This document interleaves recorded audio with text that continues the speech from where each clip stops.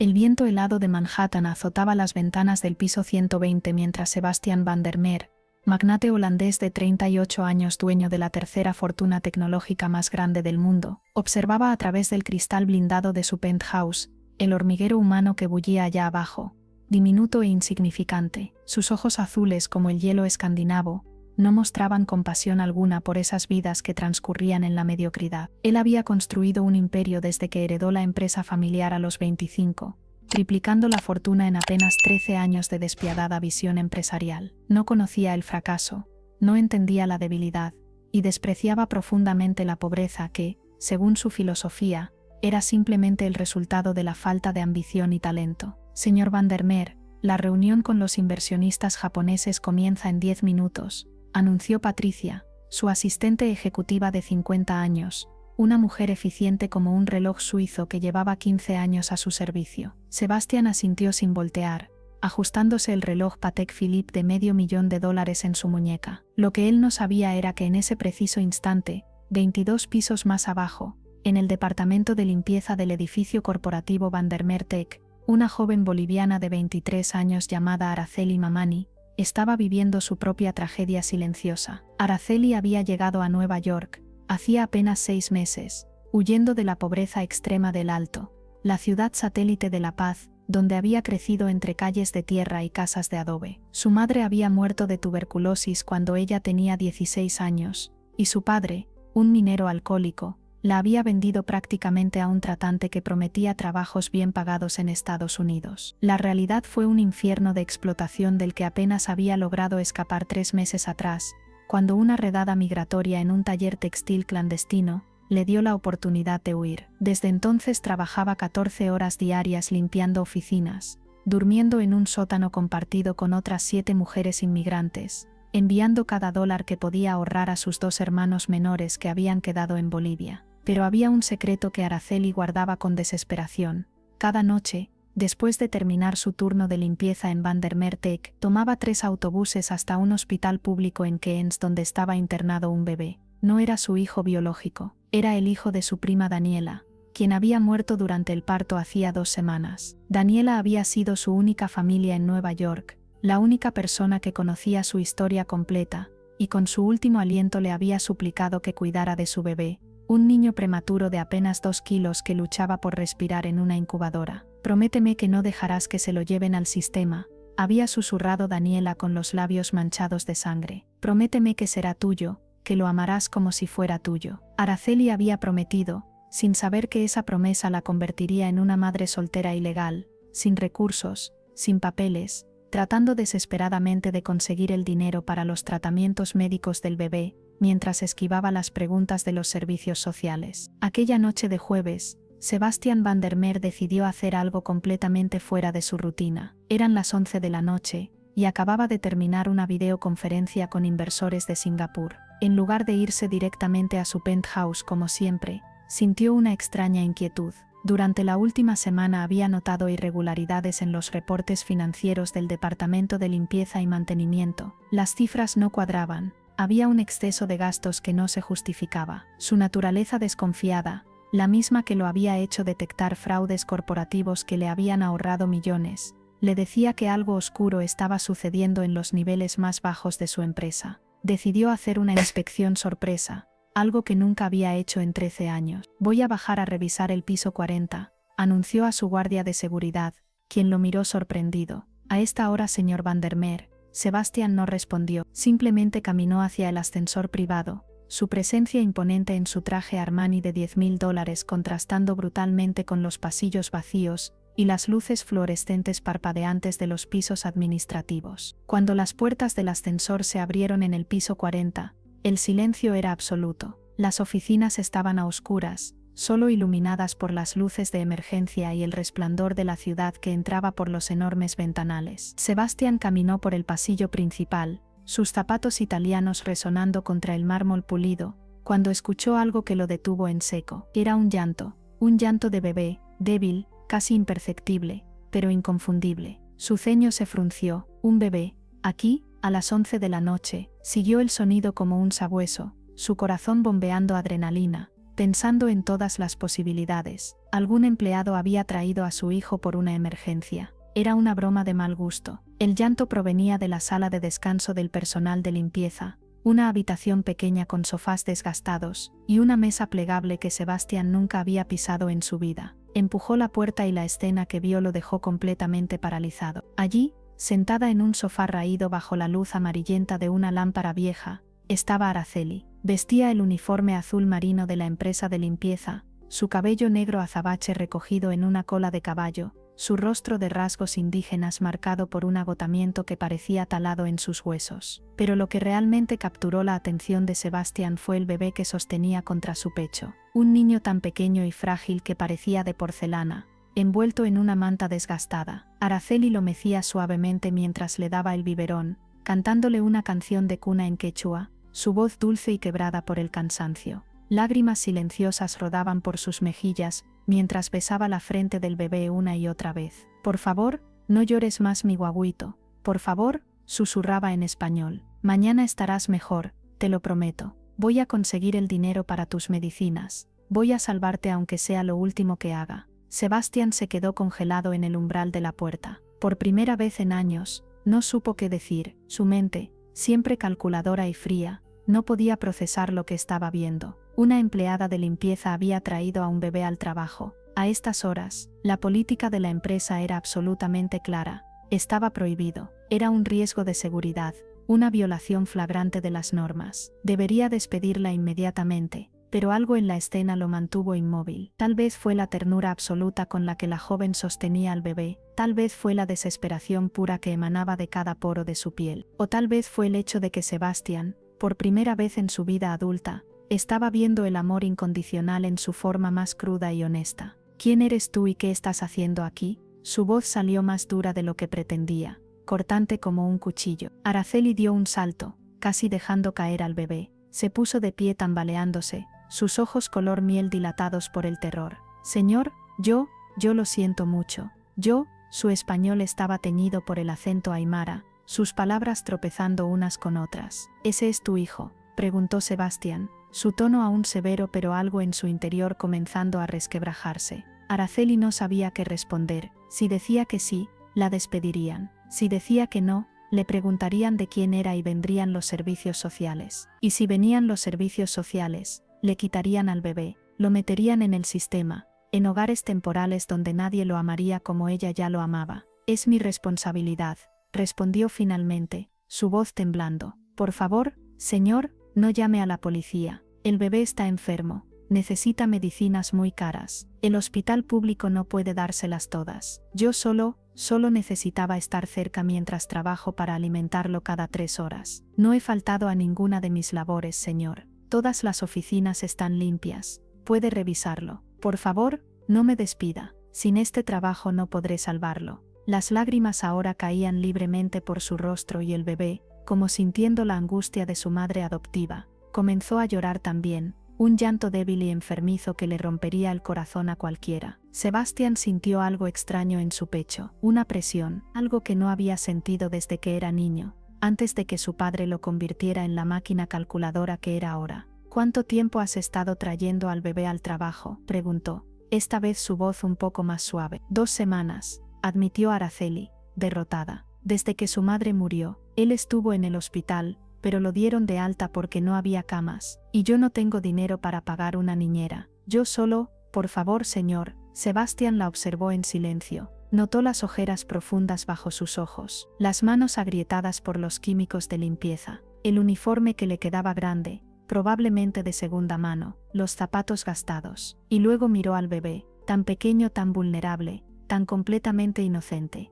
«¿Cuál es tu nombre?». «Araceli Mamani, señor». «¿De dónde eres?». «De Bolivia, señor». «¿Tienes papeles?». El silencio fue respuesta suficiente. Sebastián suspiró profundamente. Sabía lo que debía hacer según las reglas. Llamar a recursos humanos, reportar la inmigración, asegurarse de que fuera deportada. Pero mientras miraba a esa joven madre desesperada sosteniendo a ese bebé enfermo, algo en la narrativa que se había contado toda su vida sobre los pobres, sobre los inmigrantes, sobre la gente que no se esforzaba lo suficiente, comenzó a resquebrajarse. «¿Qué enfermedad tiene el bebé?», preguntó finalmente. Araceli lo miró sorprendida. como si no esperara que él hiciera preguntas en lugar de sacar su teléfono para llamar a seguridad.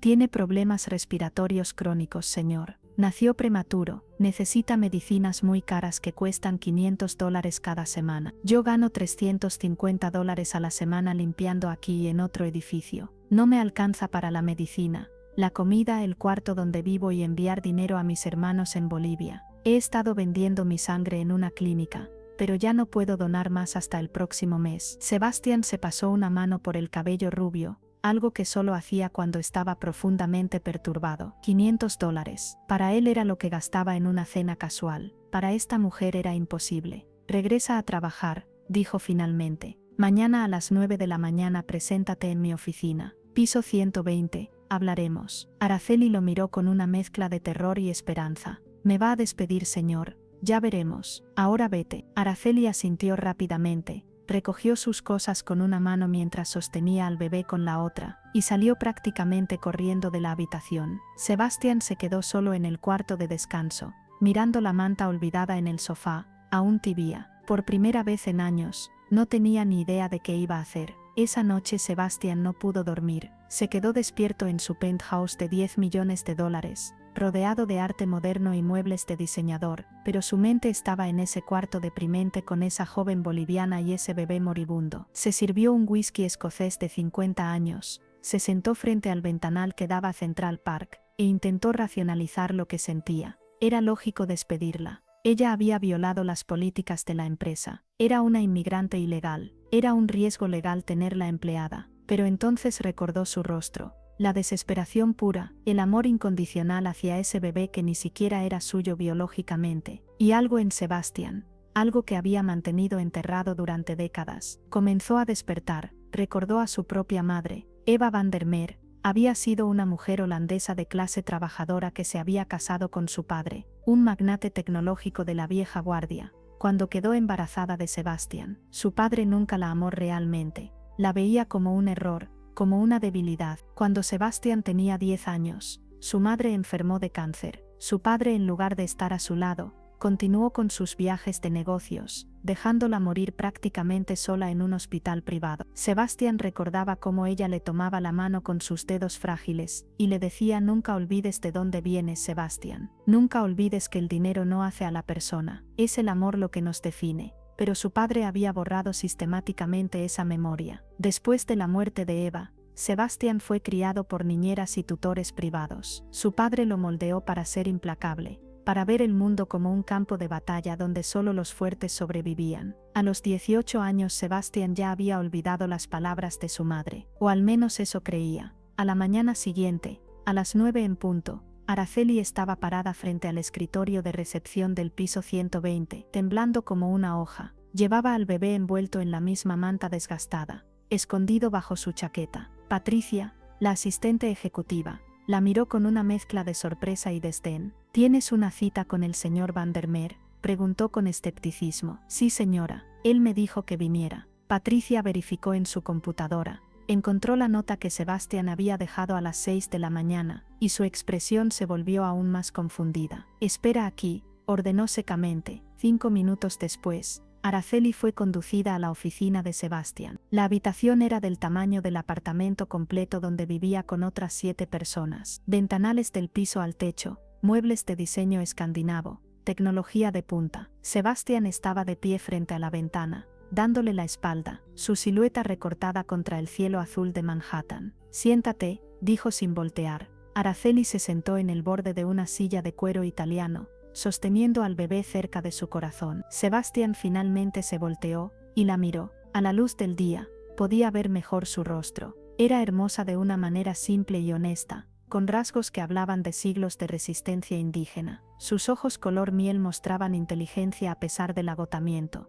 Voy a hacerte unas preguntas, y quiero respuestas honestas, comenzó Sebastián, sentándose detrás de su escritorio de caoba. El bebé es tuyo.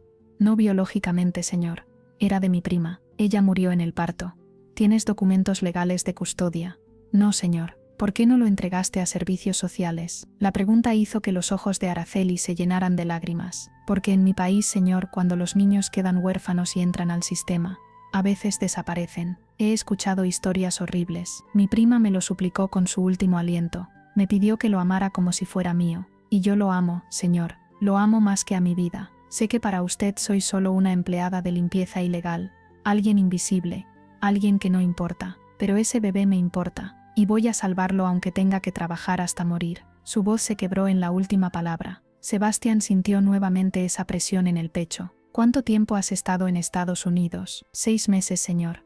¿Cómo llegaste aquí? Araceli dudó, pero algo en los ojos de Sebastián le dijo que podía ser honesta. Le contó todo. Le contó sobre su madre muerta, su padre alcohólico, el tratante que la trajo con falsas promesas, los 3 meses de esclavitud en el taller textil clandestino, su escape, su trabajo matador en 2 edificios. Le contó sobre sus hermanos en Bolivia, sobre los $50 que enviaba cada mes para que pudieran seguir estudiando. Le contó sobre Daniela, su prima, la única familia que tuvo en Nueva York, y cómo había muerto sola en un hospital público mientras daba a luz. Lo contó todo, porque ya no tenía nada que perder. Cuando terminó, Sebastián estaba en silencio. Patricia había entrado en algún momento con café, y se había quedado parada escuchando, sus ojos enrojecidos. ¿Sabes quién soy?, preguntó Sebastián finalmente. Sí, señor. Es el dueño de Vandermeer. Soy el 3er hombre más rico del mundo tecnológico, la corrigió. Podría hacer que te deportaran con una simple llamada telefónica. Araceli asintió, apretando al bebé contra su pecho. Lo sé, señor, pero no voy a hacerlo, dijo Sebastián, y las palabras sonaron extrañas incluso para él. En lugar de eso, voy a hacer algo diferente, algo que probablemente sea la decisión más estúpida que he tomado en mi vida. Se puso de pie y caminó hacia la ventana. A partir de hoy, vas a dejar de trabajar como empleada de limpieza. Te voy a contratar como mi ama de llaves personal en mi penthouse. El sueldo será de $5,000 al mes, más alojamiento incluido en una habitación del servicio con espacio para el bebé. Todos los gastos médicos del niño serán cubiertos por el seguro médico ejecutivo de la empresa. A cambio, mantendrás mi hogar, cocinarás cuando sea necesario, y serás discreta, absolutamente discreta. Nadie puede saber de este arreglo. ¿Entendido? Araceli lo miró como si hubiera hablado en un idioma alien. Señor, yo no entiendo. ¿Por qué haría esto por mí? No soy nadie. Porque anoche vi algo que no había visto en mucho tiempo, respondió Sebastián sin mirarla. Vi lo que significa amar a alguien más que a ti misma, y me recordó algo que había olvidado. Patricia salió rápidamente de la oficina para esconder sus lágrimas, pero lo que ni Araceli ni Patricia sabían era que había alguien más que había escuchado toda la conversación. Richard Blackwell, el director financiero de Vandermeer, un estadounidense de 52 años con una sonrisa de tiburón y un corazón aún más frío que el de Sebastián, había estado en la antesala, esperando su reunión matutina. Había escuchado cada palabra a través de la puerta entreabierta, y ahora, mientras regresaba a su oficina, su mente ya estaba trabajando. Richard llevaba 5 años intentando tomar el control de Vandermeer. Había estado robando millones a través de complejas transacciones offshore, preparándose para el momento perfecto para ejecutar un golpe corporativo que le daría el control de la junta directiva. Pero necesitaba algo para destruir la reputación de Sebastián, para demostrar a los accionistas que su fundador estaba perdiendo el control, que estaba tomando decisiones irracionales, y ahora tenía oro puro. Sebastián Vandermeer, el empresario implacable que había construido su reputación sobre la eficiencia despiadada y las decisiones lógicas, estaba contratando a una inmigrante ilegal con un bebé que ni siquiera era suyo por razones puramente sentimentales. Esto podría destruirlo. Richard sacó su teléfono y comenzó a hacer llamadas. Llamó primero a su contacto en un periódico sensacionalista, luego a un investigador privado que no tenía escrúpulos, y finalmente a un abogado de inmigración que por el precio correcto podría causar problemas legales masivos. La trampa estaba preparada, solo era cuestión de tiempo. Mientras tanto, Araceli se mudó al penthouse de Sebastián esa misma tarde. Patricia la ayudó, incluso yendo personalmente a la tienda de bebés más cara de Manhattan, para comprar una cuna, ropa, juguetes, todo lo que el niño necesitaba. Cuando Araceli vio la habitación que le habían asignado, se echó a llorar. Era más grande que cualquier lugar donde había vivido en su vida. Tenía su propia cama, un baño privado, y una zona especial para el bebé con todo lo necesario. Gracias, susurraba una y otra vez, abrazando a Patricia. Gracias, gracias. Esa noche, Sebastian llegó a su penthouse a las 10. Normalmente regresaba a un lugar vacío y silencioso donde comía algo preparado por un servicio de catering y trabajaba hasta las 2 de la madrugada. Pero esa noche fue diferente. Cuando abrió la puerta, el olor a comida casera lo golpeó. Araceli había cocinado. Había preparado un plato boliviano llamado sajta de pollo, con arroz y una ensalada simple. Sebastian no había comido comida casera desde que era niño. «Señor, está su cena», dijo Araceli tímidamente, saliendo de la cocina. «Pensé que tal vez tendría hambre». Sebastian miró el plato servido en su mesa del comedor. Se veía simple, honesto, hecho con cuidado. «Gracias», dijo, y se sentó a comer. El sabor fue una revelación. No era la haute cuisine de los restaurantes de 5 estrellas a los que estaba acostumbrado. Era mejor. Tenía algo que esos platos nunca tenían. Estaba hecho con amor y gratitud. Mientras comía, escuchó un sonido suave proveniente de la habitación de Araceli. Era ella cantando otra canción de cuna en quechua al bebé. La melodía era antigua, probablemente cantada por generaciones de madres aymaras en los Andes bolivianos. Sebastian terminó su cena en silencio, y por primera vez en años, se sintió menos solo. Las siguientes semanas fueron extrañas para Sebastian. Su vida, que había sido una máquina perfectamente aceitada de trabajo, reuniones y transacciones, comenzó a tener elementos completamente nuevos. Se despertaba con el sonido del bebé, bajaba a desayunar, y Araceli ya tenía preparado café y pan recién hecho. Llegaba a casa después de largas jornadas y encontraba su penthouse limpio, ordenado, y había comida caliente esperándolo. Pero más que eso, había vida, había risas suaves, había el llanto ocasional del bebé que gracias a los tratamientos médicos caros que ahora podía recibir, estaba mejorando rápidamente. Sebastian comenzó a hacer algo que nunca había hecho. Llegaba temprano a casa. Se inventaba excusas para sí mismo, que necesitaba trabajar desde casa, que tenía menos reuniones. Pero la verdad era que había algo en ese ambiente que lo atraía. Una noche, llegó a las 8 y encontró a Araceli sentada en la sala, sosteniendo al bebé contra su hombro. El niño estaba llorando inconsolablemente. Araceli se veía desesperada, cansada, al borde de las lágrimas ella misma. «No sé qué le pasa», sollozó cuando vio a Sebastian. «He hecho todo, le di de comer, le cambié el pañal, lo mecí, no sé qué más hacer». Sebastian dudó. Él no sabía nada de bebés, nunca había sostenido uno en su vida, pero vio la desesperación en los ojos de Araceli y algo en él se ablandó. «Déjame intentarlo», dijo, y antes de poder cuestionarse a sí mismo, tomó al bebé en sus brazos. Era sorprendentemente ligero, tan frágil que Sebastian tuvo miedo de romperlo. Pero cuando el niño sintió los brazos fuertes de Sebastian, cuando escuchó el latido constante de su corazón, algo mágico sucedió. El bebé se calmó, dejó de llorar, se acurrucó contra el pecho de Sebastian, y comenzó a respirar tranquilamente. Araceli lo miraba boquiabierta. «¿Cómo hiciste eso?» Sebastian, por primera vez en años, sonrió genuinamente. «No tengo idea». Esa noche, algo cambió entre ellos. Sebastian comenzó a participar más en la vida del bebé, preguntaba sobre su salud, traía especialistas médicos al penthouse para examinarlo, se aseguraba de que tuviera las mejores medicinas. Y Araceli, a cambio, comenzó a abrirse más. Le contaba historias de Bolivia, de su infancia en los Andes, de las tradiciones de su pueblo. Le enseñó algunas palabras en quechua. Le explicó la cosmovisión andina, donde todo está conectado, donde la reciprocidad es sagrada.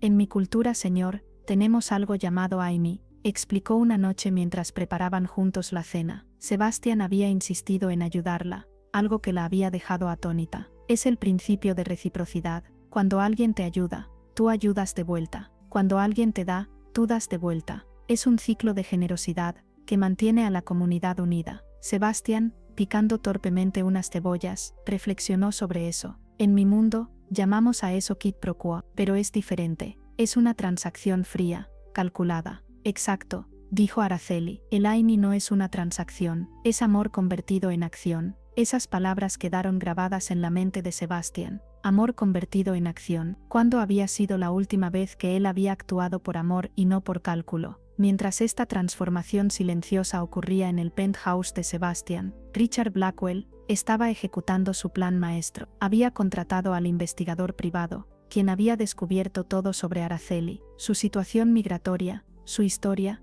el origen del bebé. Había documentos, fotografías, testimonios. Richard había compilado un expediente explosivo. Su plan era simple pero devastador. Esperaría al momento perfecto, justo antes de la junta anual de accionistas que se llevaría a cabo en 3 semanas. Entonces filtraría la información a la prensa. Los titulares escribirían solos: billonario tecnológico contrata ilegalmente a inmigrante indocumentada, viola leyes migratorias y laborales. La junta directiva, los accionistas, todos perderían la confianza en Sebastian. Sería el momento perfecto para proponer un voto de no confianza, remover a Sebastian como CEO y tomar él mismo el control. Pero Richard necesitaba más, necesitaba algo que destruyera no solo la reputación profesional de Sebastian, sino también su imagen pública. Y entonces tuvo una idea brillante. Contrató a una actriz, una mujer llamada Vanessa Monroe, hermosa y sin escrúpulos. El plan era que Vanessa accidentalmente conociera a Sebastian,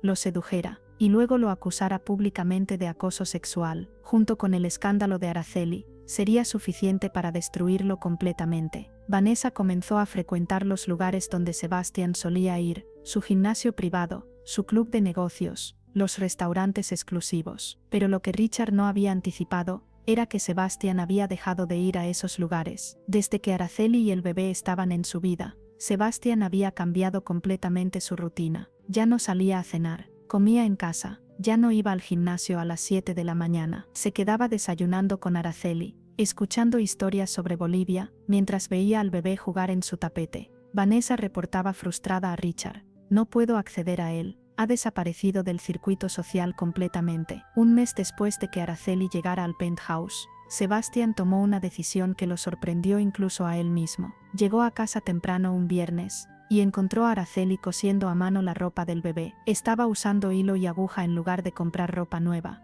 a pesar de que Sebastian le había dado una tarjeta de crédito sin límite. ¿Por qué no compras ropa nueva para él?, preguntó, genuinamente curioso. Araceli levantó la vista, sorprendida de verlo tan temprano. Porque estas ropitas son de su madre biológica. Daniela las hizo ella misma cuando estaba embarazada. Solo necesitan un poco de reparación. Quiero que cuando sea grande, tenga algo de su madre. Sebastian sintió un nudo en la garganta. Esa conexión con el pasado, ese respeto por la memoria, era algo que él había perdido hacía mucho tiempo. Su padre había destruido sistemáticamente todo lo que pertenecía a su madre después de que muriera. No quedaban fotos, cartas, nada. Araceli, dijo Sebastian, sentándose frente a ella, ¿alguna vez has pensado en hacerte legal? Quiero decir, en arreglar tu situación migratoria. Araceli dejó de coser, sus ojos llenándose de esperanza y miedo al mismo tiempo. Sería un sueño, señor, pero es imposible. No tengo patrocinador, no tengo forma de hacerlo.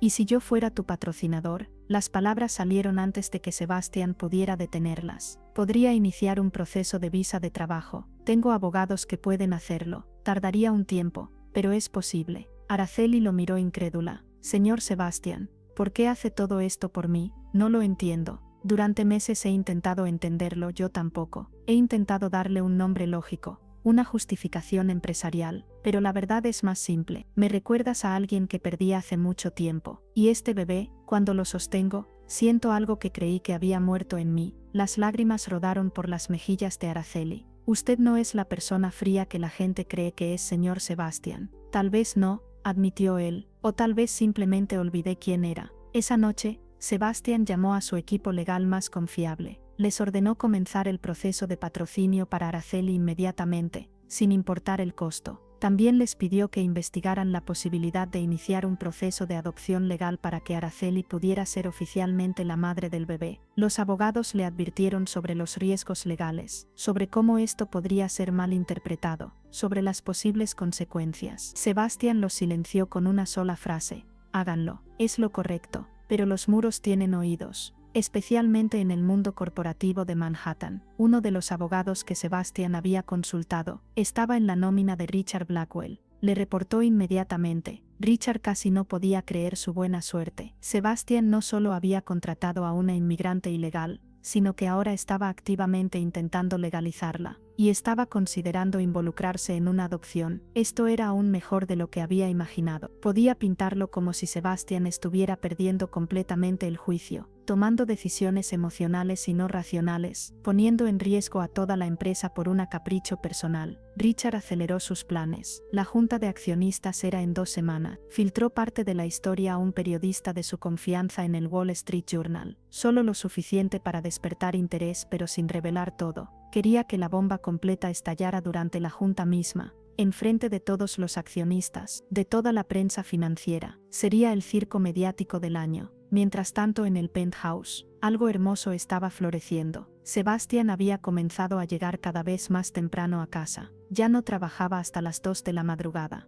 En lugar de eso, cenaba con Araceli, y después se sentaban en la sala mientras ella le contaba historias de Bolivia. Le habló sobre el lago Titicaca, sobre las ruinas de Tiahuanaco, sobre las tradiciones de su pueblo que habían sobrevivido 500 años de colonización. Le enseñó a cocinar platos bolivianos simples pero deliciosos. Le mostró fotografías borrosas en su teléfono viejo de sus hermanos en Bolivia, 2 adolescentes de ojos brillantes que soñaban con estudiar ingeniería. ¿Por qué no los traes aquí?, preguntó Sebastian una noche. Con el proceso de visa que estamos iniciando para ti, eventualmente podrías patrocinarlos también. Araceli lo miró como si le hubiera ofrecido la luna. ¿De verdad dice eso, señor Sebastian? Deja de llamarme señor Sebastian. Solo Sebastian está bien. Ella sonrió tímidamente. Sebastian, probó el nombre en su lengua, saboreándolo. Me gusta cómo suena. Él también sonrió, y en ese momento, cuando sus ojos se encontraron, algo pasó entre ellos, algo que ninguno de los dos esperaba ni estaba preparado para admitir. Era más que gratitud.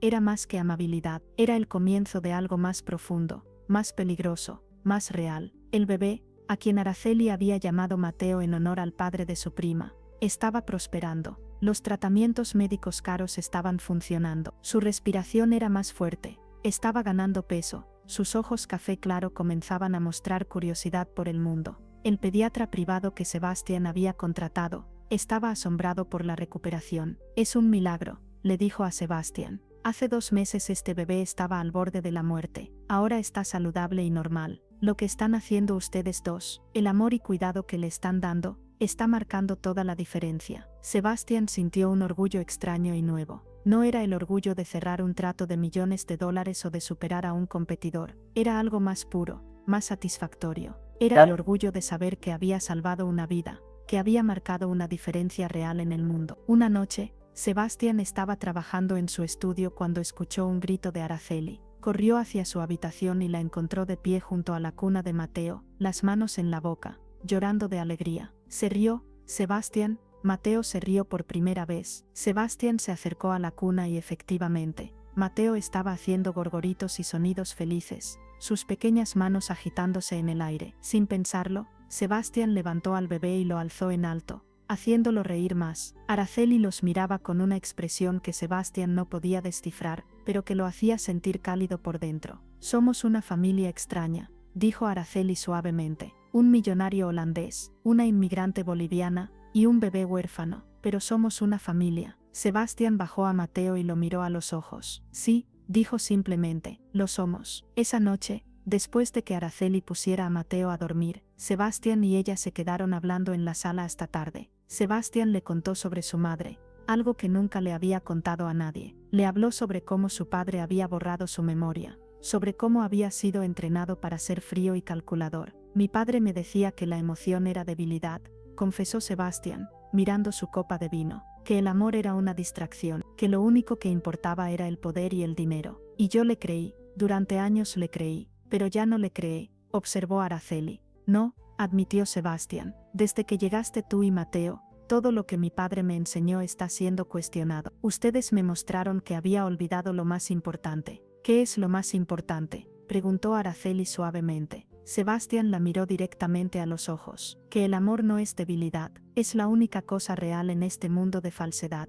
El aire entre ellos se cargó de electricidad. Araceli sintió su corazón latiendo rápidamente. Sebastian se dio cuenta de que se estaba inclinando hacia ella, de que ella no se estaba alejando. Pero entonces Mateo lloró desde el otro cuarto, rompiendo el momento. Araceli se puso de pie rápidamente, sus mejillas sonrojadas. Tengo que ir con él, murmuró, y prácticamente huyó de la sala. Sebastian se quedó solo, su corazón bombeando adrenalina, preguntándose qué diablos estaba haciendo. No podía enamorarse de Araceli. Ella dependía de él económicamente. Había un desequilibrio de poder masivo. Sería completamente inapropiado. Pero mientras intentaba convencerse a sí mismo, su corazón ya había tomado la decisión. A la mañana siguiente, Sebastian despertó con una determinación renovada. Había pasado toda la noche pensando, y había llegado a una conclusión. Necesitaba nivelar el campo de juego. Necesitaba darle a Araceli independencia real, no solo económica sino también legal y profesional, antes de siquiera considerar lo que estaba sintiendo. Llamó a Patricia a su oficina apenas llegó. Quiero que investigues programas educativos para Araceli, cursos de inglés,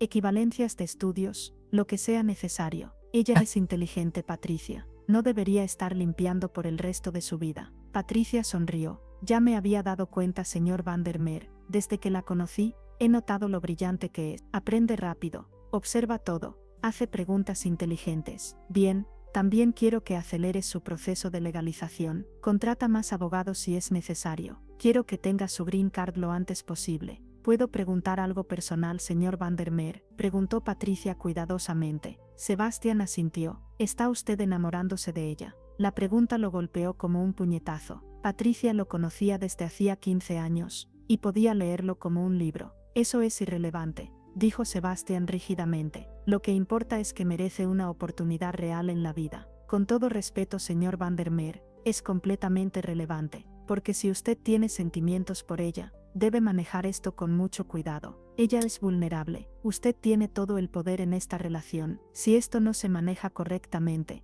podría lastimarla terriblemente. Sebastian sabía que Patricia tenía razón. Por eso estoy haciendo todo esto, para que ella tenga opciones reales, para que no sienta que debe corresponder a nada por gratitud o miedo. Patricia asintió aprobatoriamente. Es un buen hombre, señor Vandermeer. Su madre estaría orgullosa.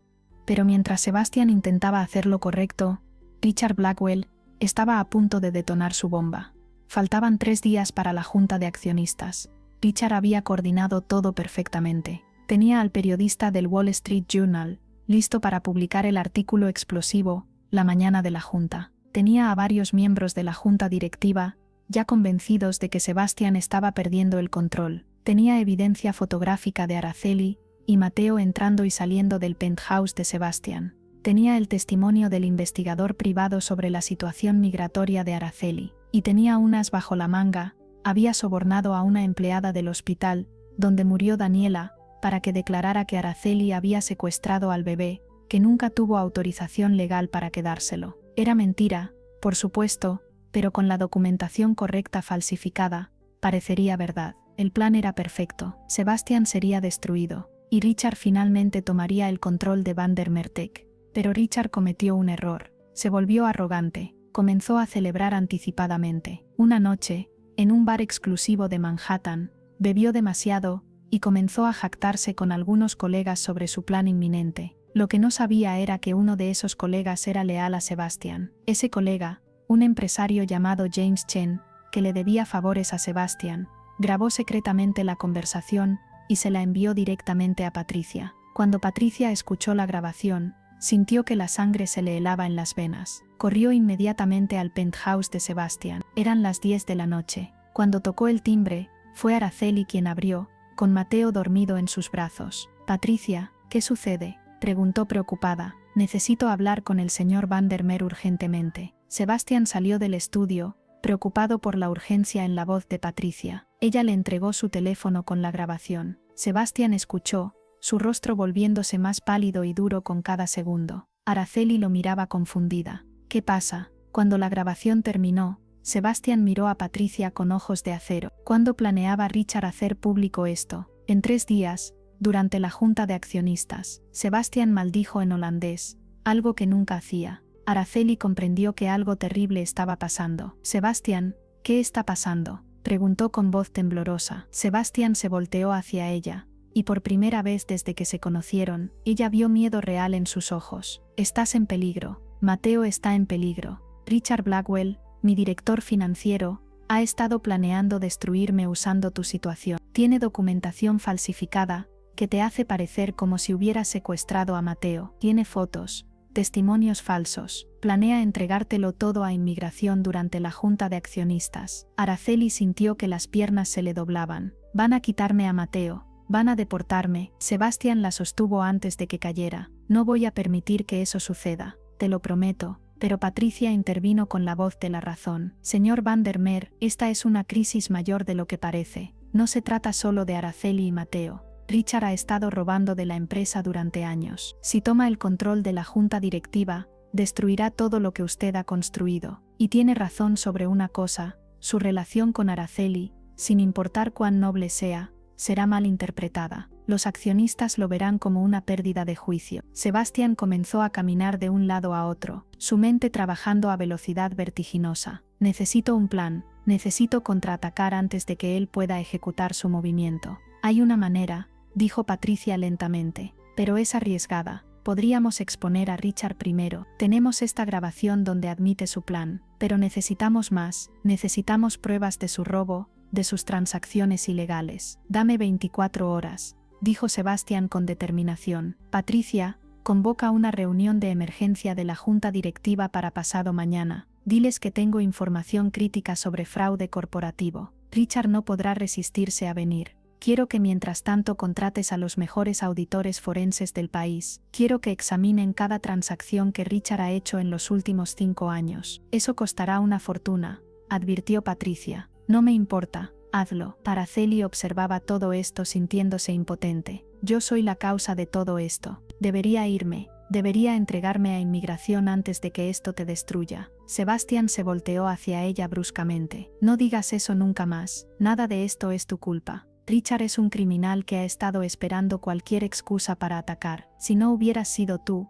habría inventado algo más. Y Araceli se acercó a ella y tomó su rostro entre sus manos. No voy a permitir que te separen de Mateo. No voy a permitir que te deporten. Lucharé con todo lo que tengo para protegerte. ¿Me entiendes? Ella asintió, lágrimas rodando por sus mejillas. Sebastián se dio cuenta de lo cerca que estaban, de cómo sus labios estaban a solo centímetros. Se obligó a alejarse. Vamos a ganar esto, dijo con firmeza. Pero necesito que confíes en mí. Las siguientes 24 horas fueron un torbellino. Sebastián no durmió. Contrató a los mejores auditores forenses de Nueva York y les dio acceso completo a todos los registros financieros de Vandermeer Tech. También contrató a un equipo de abogados de inmigración de élite para proteger a Araceli. Patricia trabajó toda la noche coordinando la reunión de emergencia de la junta directiva, asegurándose de que cada miembro recibiera una citación formal. Mientras tanto, los auditores comenzaron a encontrar oro. Richard había sido increíblemente cuidadoso,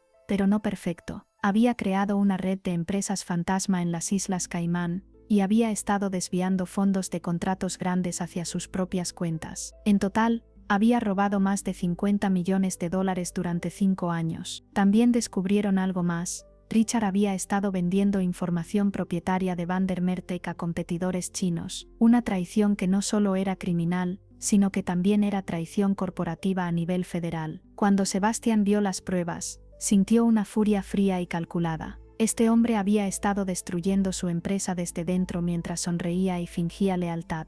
Pero Sebastián también se dio cuenta de algo más. Richard no estaba trabajando solo. Había alguien más en la junta directiva que estaba involucrado. Los auditores encontraron evidencia de que Thomas Werner, uno de los miembros fundadores de la junta, también había estado recibiendo pagos de las empresas fantasma de Richard. Era una conspiración más grande de lo que Sebastián había imaginado. La mañana de la reunión de emergencia, Sebastián se vistió con su traje más imponente, un Armani negro que lo hacía parecer exactamente lo que era un depredador corporativo. Araceli lo vio salir y sintió una mezcla de miedo y admiración. «Vas a ganar», le dijo con confianza que no sentía. Sebastián se volteó y caminó hacia ella. Tomó su mano y la besó suavemente, un gesto que la dejó sin aliento. «Estoy haciendo esto por ti y por Mateo tanto como por la empresa», dijo, «porque ustedes me enseñaron lo que realmente importa, y no voy a perder lo que importa». Luego se fue, dejando a Araceli con el corazón latiendo salvajemente. La reunión de la junta directiva se llevó a cabo en la sala de conferencias del piso 120. Estaban presentes todos los 15 miembros de la junta,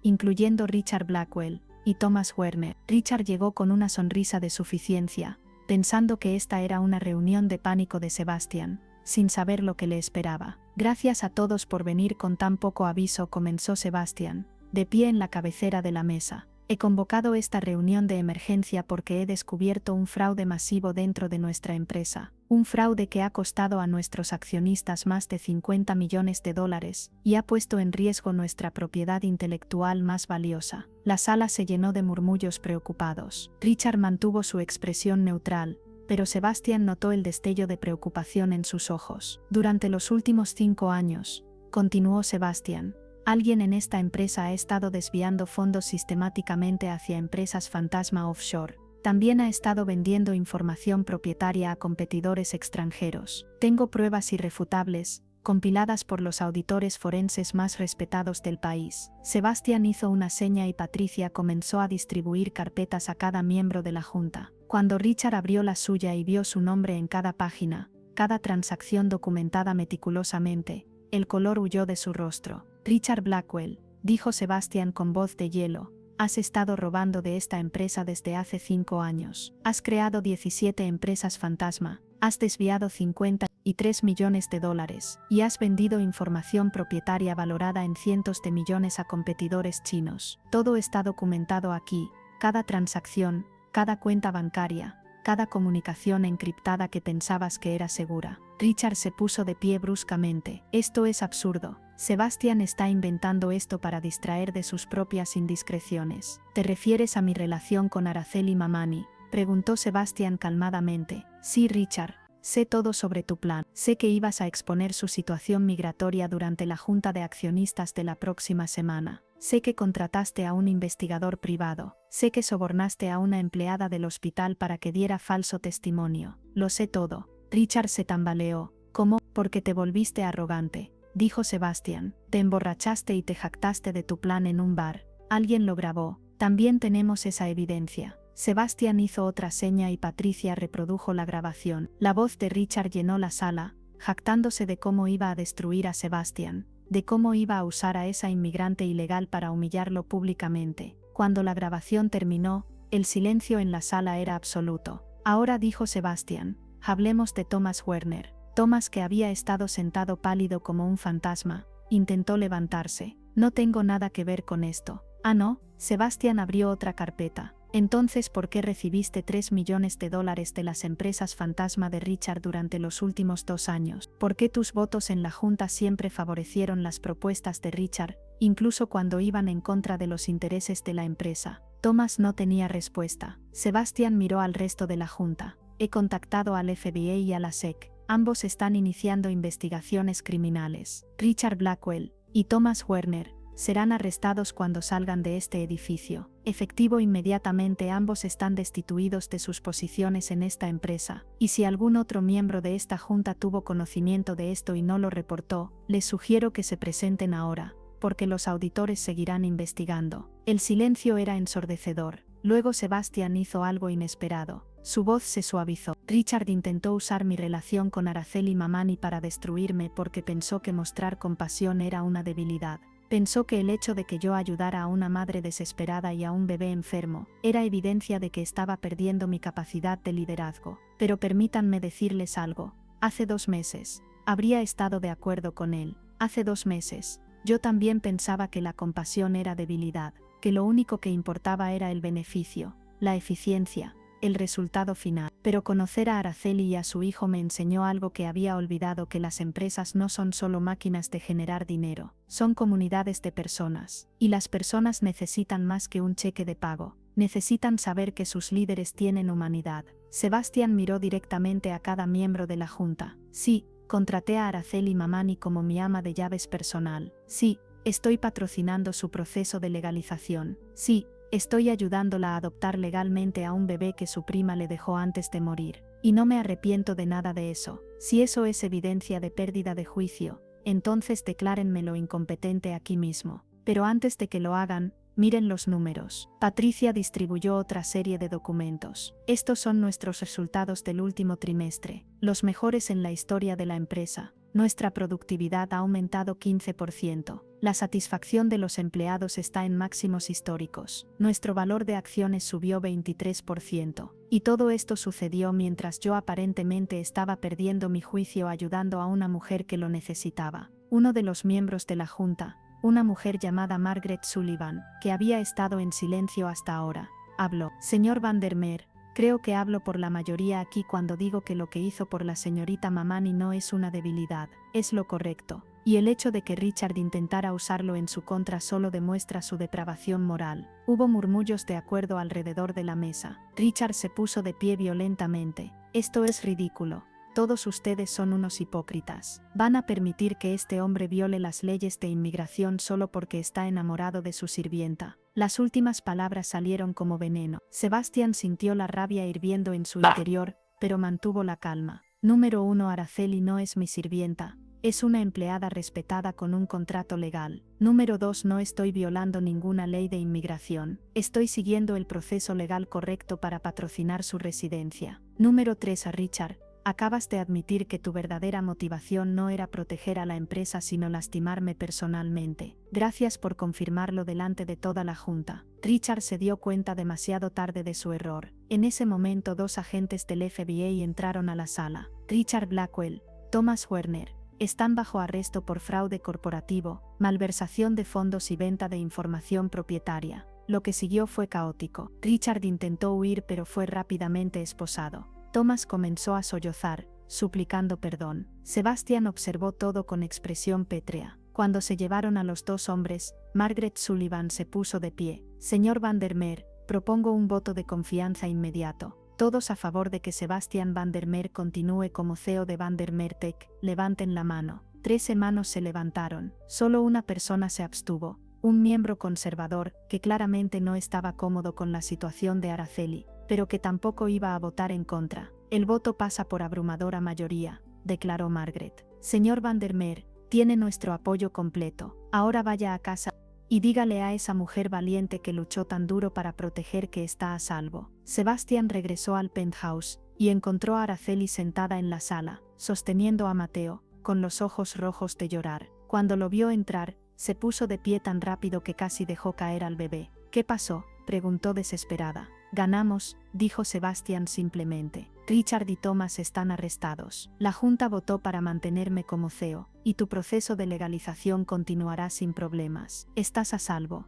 Araceli. Tú y Mateo están completamente a salvo. Araceli soltó un sollozo de alivio, y Sebastián cruzó la habitación en 2 pasos. La abrazó a ella y a Mateo, los 3 formando un pequeño círculo de protección y amor. Pensé que te iba a perder, sollozó Araceli contra su pecho. Pensé que me iban a quitar a Mateo. Pensé que todo se iba a desmoronar. Nunca, murmuró Sebastián en su cabello. Nunca voy a dejar que te lastimen. Lo prometo. Ella levantó su rostro hacia él, y sus ojos se encontraron. En ese momento todas las barreras cayeron. Sebastián se inclinó y la besó suavemente con ternura, como si fuera la cosa más preciosa del mundo. Araceli respondió al beso. Años de soledad y dolor disolviéndose en esa conexión. Cuando finalmente se separaron, Mateo gorjeó felizmente entre ellos, como si aprobara. Ambos rieron entre lágrimas. Esto es una locura, dijo Araceli. Eres un billonario. Yo soy una inmigrante sin educación de Bolivia. Esto no tiene sentido. El amor nunca tiene sentido, respondió Sebastián. Pero es lo único real que existe. Amor, las palabras salieron como un susurro de sus labios. Sebastián asintió. Me enamoré de ti, Araceli. Me enamoré del modo en que amas a Mateo como si fuera tuyo. Me enamoré de tu fuerza, de tu resiliencia, de tu bondad. Me enamoré de la manera en que me enseñaste a sentir de nuevo. Sé que es complicado, sé que hay desequilibrio de poder, sé que la gente va a juzgarnos, pero no me importa. Si tú sientes algo por mí, aunque sea una fracción de lo que yo siento por ti, entonces podemos hacer que esto funcione. Araceli lloró abiertamente ahora. Yo también me enamoré de ti. Intenté no hacerlo. Me dije que era imposible, que eras mi empleador, que era inapropiado. Pero cada día que pasaba, cada vez que te veía con Mateo, cada vez que me mirabas como si fuera alguien que importa, me enamoraba más profundamente. Los siguientes meses fueron un periodo de transformación para todos. El juicio de Richard Blackwell se convirtió en un escándalo nacional. Fue sentenciado a 20 años en prisión federal por fraude corporativo y venta de información propietaria. Thomas Werner recibió 10 años. La historia de cómo Sebastián había descubierto el fraude fue ampliamente cubierta por la prensa, y inesperadamente, su relación con Araceli se filtró también. Pero en lugar de ser un escándalo, capturó la imaginación del público. Aquí estaba uno de los hombres más ricos del mundo, que había arriesgado su reputación para proteger a una madre inmigrante y a un bebé huérfano. Las redes sociales explotaron con apoyo. Sebastián Araceli se volvió tendencia. Periodistas comenzaron a investigar su historia, y lo que encontraron fue aún más conmovedor de lo que esperaban. Documentaron cómo Sebastián había transformado personalmente su vida para estar más presente, cómo había comenzado programas de beneficios mejorados para todos los empleados de limpieza y mantenimiento en Vandermeer Tech, inspirado por la historia de Araceli, cómo había establecido un fondo de becas para inmigrantes latinos que buscaban educación superior. La narrativa cambió de billonario y su sirvienta a historia de amor que desafía las clases sociales. Pero lo más importante sucedió lejos de las cámaras. Araceli comenzó clases intensivas de inglés. Sebastián contrató a los mejores tutores. Ella era una estudiante brillante y en 6 meses ya hablaba inglés con fluidez. También comenzó a tomar cursos universitarios en línea, estudiando administración de empresas. Sebastián observaba con orgullo cómo ella florecía cuando se le daba la oportunidad. Mateo creció de un bebé enfermizo a un niño saludable y alegre. Su risa llenaba el penthouse. Sus primeros pasos fueron celebrados por Sebastián y Araceli, como si fueran los padres más orgullosos del mundo. El proceso de adopción legal fue complejo pero finalmente exitoso. Araceli se convirtió legalmente en la madre de Mateo, y Sebastián, aunque no tenía estatus legal oficial, era claramente su figura paterna. Un año después del encuentro inicial en el cuarto de limpieza, Sebastián organizó una cena. Era una ocasión especial, aunque solo ellos 3 estaban presentes. Mateo, ahora 1 año y medio, dormía en su cuna. Sebastián había cocinado personalmente, con la guía de Araceli, un plato especial que combinaba su herencia holandesa con la herencia boliviana de ella. Después de cenar, Sebastián se puso de pie y se arrodilló frente a Araceli. Ella lo miró sorprendida, su corazón comenzando a latir salvajemente. Araceli Mamani, comenzó Sebastián, su voz temblando ligeramente. Hace 1 año y medio, caminé hacia un cuarto de descanso y vi algo que cambió mi vida para siempre. Vi a una mujer con un amor tan puro y desinteresado que me hizo cuestionar todo lo que creía saber sobre el mundo. Me mostraste que la verdadera riqueza no está en las cuentas bancarias sino en la capacidad de amar. Me enseñaste que la fuerza no viene del poder sino de la vulnerabilidad. Me recordaste quién era yo antes de que el mundo me convirtiera en algo frío y calculador. Me enseñaste sobre el Aini, sobre dar sin esperar recibir, sobre amar sin condiciones. Y ahora quiero pasar el resto de mi vida devolviendo aunque sea una fracción de lo que me has dado. Sacó una pequeña caja de terciopelo y la abrió. Dentro había un anillo que había diseñado personalmente, una combinación de diamantes holandeses y piedras preciosas bolivianas, representando la unión de sus 2 mundos. ¿Te casarías conmigo? ¿Me darías el honor de ser no solo tu esposo sino también el padre legal de Mateo? ¿Me permitirías ser parte de esta familia que tanto amo? Araceli no podía hablar, las lágrimas rodaban libremente por sus mejillas. Finalmente asintió con la cabeza, incapaz de formar palabras. Sebastián deslizó el anillo en su dedo, y ella se lanzó a sus brazos, besándolo con una pasión que había estado conteniendo durante meses. Sí, finalmente susurró contra sus labios. Sí, 1000 veces sí. Te amo, Sebastián. Amo al hombre que eres ahora, al hombre que decidiste ser cuando pudiste haber elegido el camino fácil. Esa noche, mientras yacían juntos en la cama por primera vez como pareja comprometida, Araceli le contó algo que nunca le había dicho. ¿Sabes qué es lo más irónico de todo esto?, preguntó, trazando patrones en su pecho con sus dedos. ¿Qué? Cuando llegué a Nueva York estaba huyendo de un hombre en Bolivia que quería comprarme. Un hombre rico que pensaba que el dinero podía comprar cualquier cosa, incluido el amor de una mujer pobre. Juré que nunca me enamoraría de un hombre rico porque pensé que todos eran iguales. Y luego conocí al hombre más rico que jamás había imaginado, y resultó tener el corazón más generoso que he conocido. Sebastián la apretó más fuerte contra él. El dinero no compró tu amor. De hecho, creo que al principio fue un obstáculo entre nosotros. Tienes razón, admitió ella. Pero tú nunca actuaste como si el dinero te hiciera superior. Nunca me trataste como inferior. Me trataste como una igual desde el principio, incluso cuando yo estaba aterrorizada en tu oficina. Porque eres mi igual, dijo Sebastián con firmeza. En todas las formas que importan, siempre lo has sido. La boda se llevó a cabo 6 meses después, en una ceremonia íntima, que combinaba tradiciones holandesas y bolivianas. Patricia fue la madrina de honor. Los hermanos de Araceli, Juan y Sofía, volaron desde Bolivia, sus caras llenas de asombro, al ver a su hermana mayor, casándose con un billonario, en una ceremonia hermosa en Central Park. Margaret Sullivan, la miembro de la junta que había defendido a Sebastian, también asistió, junto con varios empleados de Vandermeer Tech, que habían llegado a amar a Araceli durante sus visitas ocasionales a la oficina. Pero lo más emotivo fue cuando Sebastian y Araceli adoptaron oficialmente a Mateo juntos. El niño, ahora de 2 años, estaba vestido con un pequeño traje y llevaba los anillos de la boda en un cojín. Cuando el juez declaró la adopción finalizada, Sebastian levantó a Mateo en sus brazos, y el niño lo abrazó, diciendo, «Papá», claramente por primera vez. No había un ojo seco en la sala. Durante el banquete, Sebastian dio un discurso que sería citado en artículos y libros durante años. «Cuando era joven, mi padre me enseñó que el éxito se medía en dólares y poder, que las personas pobres eran pobres porque no trabajaban lo suficiente, porque no eran lo suficientemente inteligentes o ambiciosas, y yo le creí. Construí un imperio creyendo esa mentira, pero entonces conocí a Araceli, una mujer que trabajaba 14 horas al día en 2 empleos, que vendía su propia sangre para comprar medicinas, para un bebé que ni siquiera era suyo biológicamente, que caminaba 3 horas cada día para ahorrar dinero en transporte. Ella trabajaba más duro que cualquier ejecutivo que yo conozca. Era más valiente que cualquier empresario, y era más rica en las formas que importan de lo que yo jamás había sido». Sebastian hizo una pausa, su voz quebrándose con emoción. «La pobreza no es una falla moral, es una falla de sistemas, de oportunidades, de sociedades que no valoran a todas las personas por igual. Y si hay algo que he aprendido en este viaje, es que mi responsabilidad como alguien con recursos no es juzgar a quienes tienen menos, sino usar lo que tengo para crear oportunidades,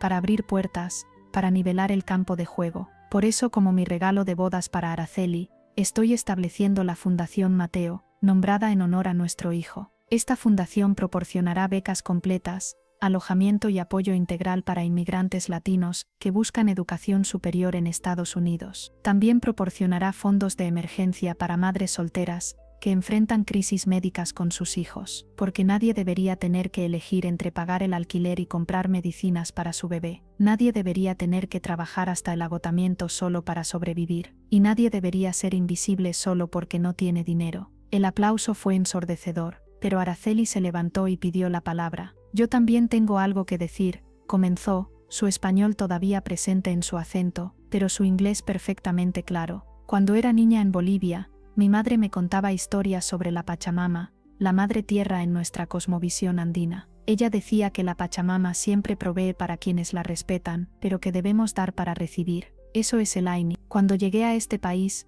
pensé que había dejado atrás esas enseñanzas. Pensé que en Nueva York, en este mundo de rascacielos y dinero, esos valores antiguos no tenían lugar, pero estaba equivocada». Araceli buscó la mano de Sebastian. Sebastian me mostró que el Aini existe en todas partes si lo buscamos. Él me dio seguridad, y yo le di propósito. Él nos dio a Mateo y a mí un hogar, y nosotros le dimos una familia. Él me enseñó sobre el mundo corporativo, y yo le enseñé sobre el amor incondicional. No es una transacción, es un círculo de generosidad que se alimenta a sí mismo, y ahora con esta fundación, ese círculo se está expandiendo para incluir a miles de personas más. Hizo una pausa, sus ojos brillando con lágrimas. «Hay algo más que quiero anunciar hoy. He estado estudiando secretamente durante los últimos meses, trabajando con los mejores tutores que Sebastian insistió en contratar. La semana pasada recibí los resultados de mis exámenes. Fui aceptada en Columbia University para estudiar trabajo social. Voy a dedicar mi vida a ayudar a otras mujeres inmigrantes que están en la situación en la que yo estuve. Voy a ser su voz, su defensora,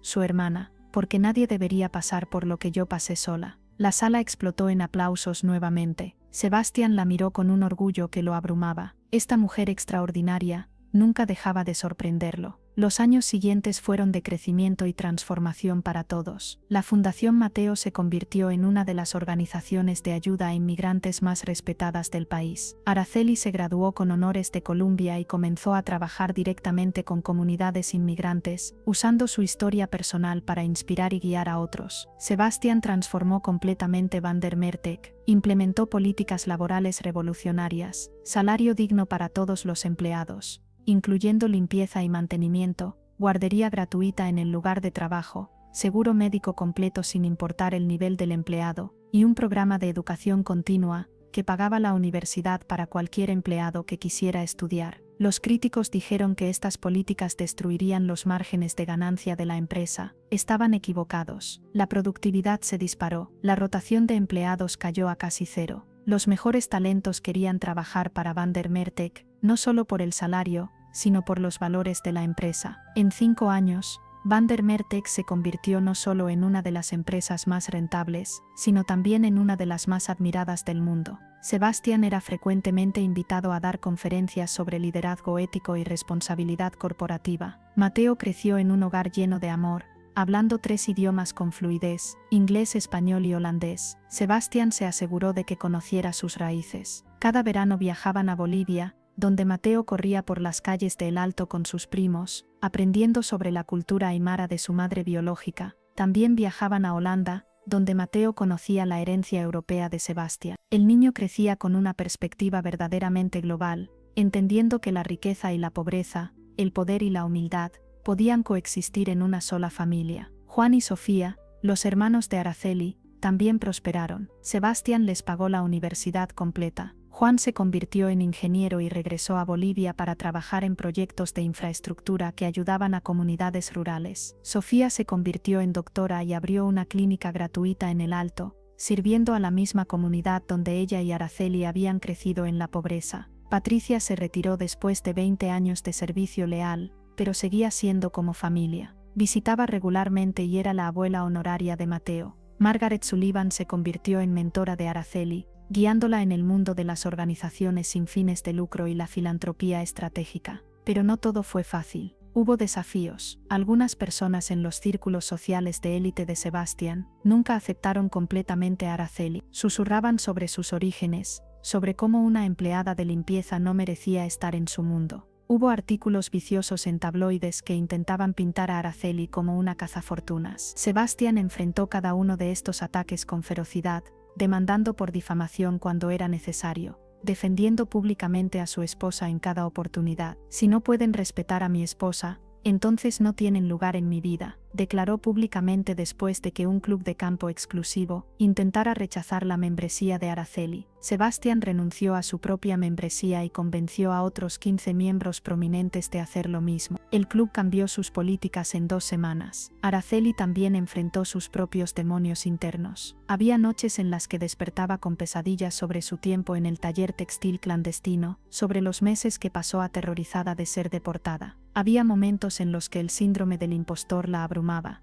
cuando se sentía como un fraude en las reuniones de la junta de su fundación, rodeada de personas con doctorados y décadas de experiencia. Sebastian aprendió a reconocer esos momentos. La sostenía cerca y le recordaba todo lo que había logrado, todo lo que había sobrevivido, toda la fortaleza que poseía. Eres la persona más valiente que conozco, le decía, no por lo que tienes, sino por lo que has superado. Nunca olvides eso. Y lentamente, con terapia, con amor, con el apoyo constante de Sebastian y su familia, Araceli sanó. Las heridas nunca desaparecieron completamente, pero se convirtieron en cicatrices que le recordaban su fuerza en lugar de su dolor. 5 años después de su boda, Araceli dio a luz a una niña. La llamaron Eva, en honor a la madre de Sebastian. Cuando Sebastian sostuvo a su hija por primera vez, lloró abiertamente. Mi madre habría amado conocerte, le susurró al bebé, habría amado ver en qué me he convertido gracias a tu madre. Araceli, exhausta pero radiante en la cama del hospital,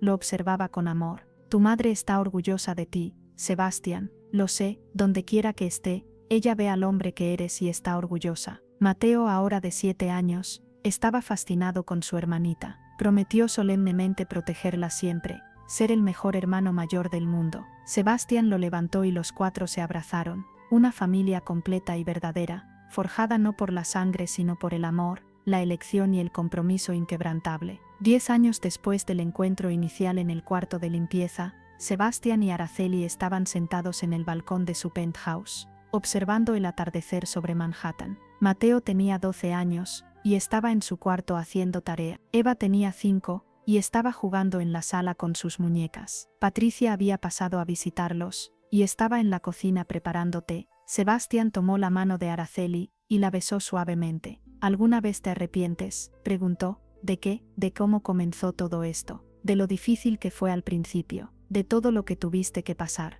Araceli lo miró con esos ojos color miel que todavía lo hacían sentir como si estuviera cayendo. Nunca, cada momento de dolor, cada momento de miedo, cada lágrima que lloré, todo valió la pena para llegar aquí, para estar contigo, para tener esta familia, para poder ayudar a otras personas que están donde yo estuve. Eres extraordinaria, dijo Sebastián con admiración genuina. No, corrigió Araceli. Soy ordinaria, eso es lo que la gente no entiende. No soy especial, soy solo una mujer que amaba a un bebé lo suficiente como para luchar por él. Hay millones de mujeres como yo en todo el mundo, luchando batallas silenciosas, haciendo sacrificios imposibles, amando más allá de sus límites. La única diferencia es que yo tuve suerte. Tuve la suerte de que tú entraras a ese cuarto aquella noche. Tuve la suerte de que eligieras ver mi humanidad, en lugar de solo mi situación. Pero hay tantas otras que no tienen esa suerte. Entonces seguiremos luchando por ellas, dijo Sebastián. A través de la fundación,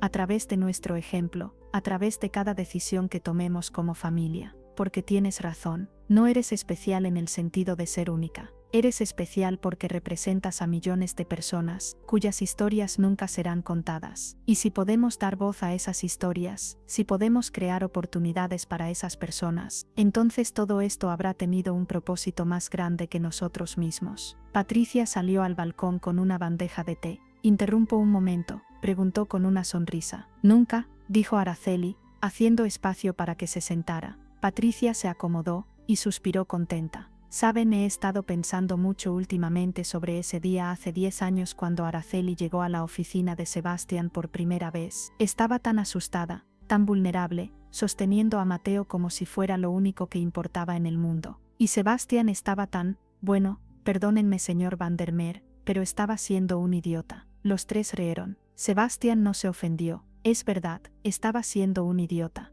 Pero algo cambió ese día, continuó Patricia. Vi algo en los ojos de Sebastián que no había visto en los 15 años que llevaba trabajando para él. Vi compasión, vi duda, vi humanidad luchando contra años de condicionamiento. Y supe que algo importante estaba sucediendo. Tú fuiste la primera en creer que esto podía funcionar, dijo Araceli con gratitud.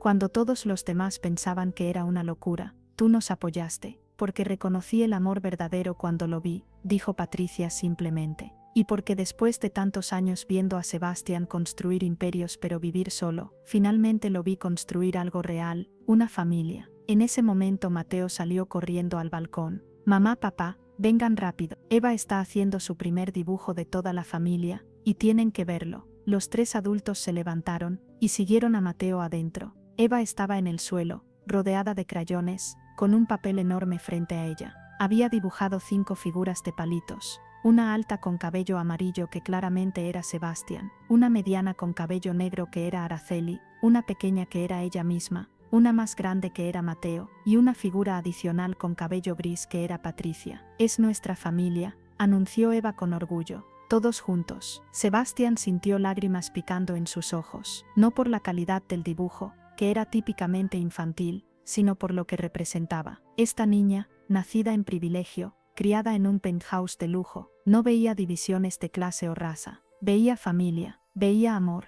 veía a las personas que la amaban. Es perfecto, dijo Sebastián, levantando a Eva en sus brazos. Absolutamente perfecto. Esa noche, después de que los niños estuvieran dormidos y Patricia se hubiera ido a casa, Sebastián y Araceli se sentaron juntos en el sofá, cada uno con una copa de vino, reflexionando sobre el viaje que habían hecho. ¿Sabes qué es lo más extraño?, preguntó Sebastián. A veces me pregunto quién salvó a quién esa noche. La narrativa obvia es que yo te salvé a ti y a Mateo, que fui el héroe billonario que rescató a la pobre inmigrante. Pero no es así como se siente. ¿Cómo se siente?, preguntó Araceli curiosamente. Se siente como si tú me hubieras salvado a mí, admitió Sebastián. Estaba muriendo Araceli, no físicamente pero espiritualmente. Me había convertido en exactamente lo que mi padre quería, una máquina de hacer dinero sin alma, sin propósito más allá de la acumulación de riqueza. Estaba rodeado de lujo pero vivía en pobreza emocional. Y entonces apareciste tú, con nada material pero con tanta riqueza interior, tanto amor, tanta fortaleza.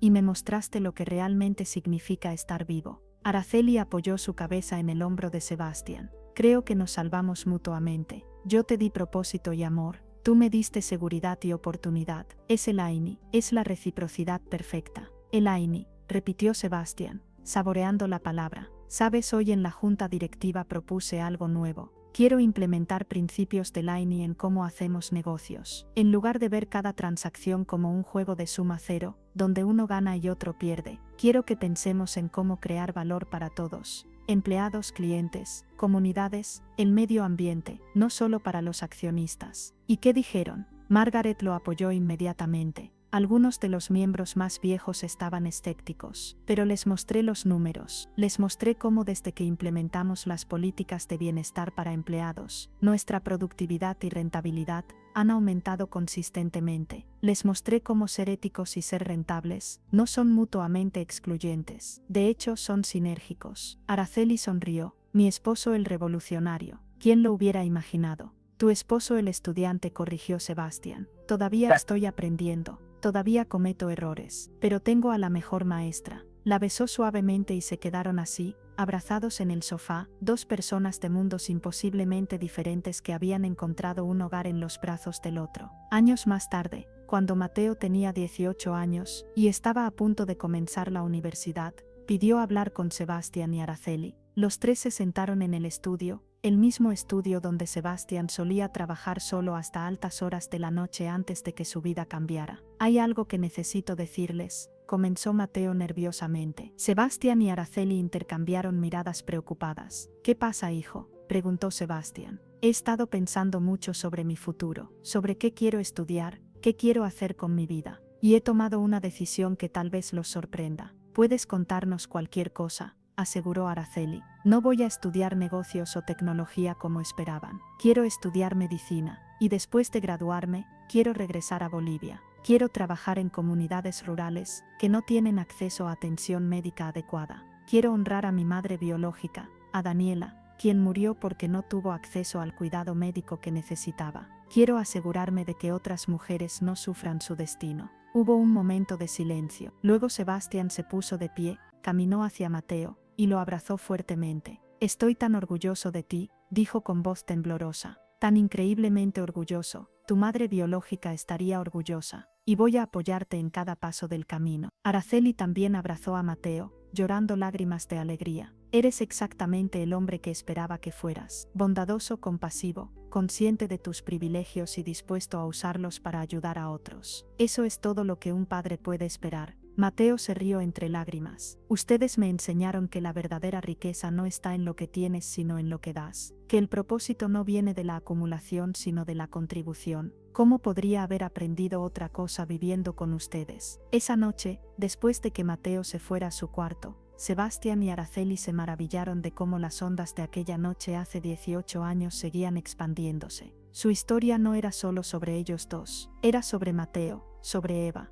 sobre los miles de personas que habían sido ayudadas por la fundación, sobre los empleados de Vandermeer cuyas vidas habían mejorado por las políticas progresistas, sobre las comunidades en Bolivia que habían recibido apoyo. Una decisión, un momento de compasión en lugar de juicio, había cambiado no solo 2 vidas sino cientos, miles de vidas. Cuando Mateo finalmente se graduó de la escuela de medicina y se preparaba para mudarse a Bolivia, organizaron una cena de despedida. Estaban presentes Sebastián y Araceli, ahora en sus 50, todavía profundamente enamorados. Eva, ahora una adolescente brillante de 13 años que quería seguir los pasos de su madre en trabajo social. Patricia, anciana pero todavía aguda como un látigo. Margaret, quien se había convertido en una figura materna adicional. Juan y Sofía, quienes habían volado desde Bolivia con sus propias familias, y sorprendentemente algunos de los empleados originales de limpieza que habían trabajado con Araceli en Vandermeer,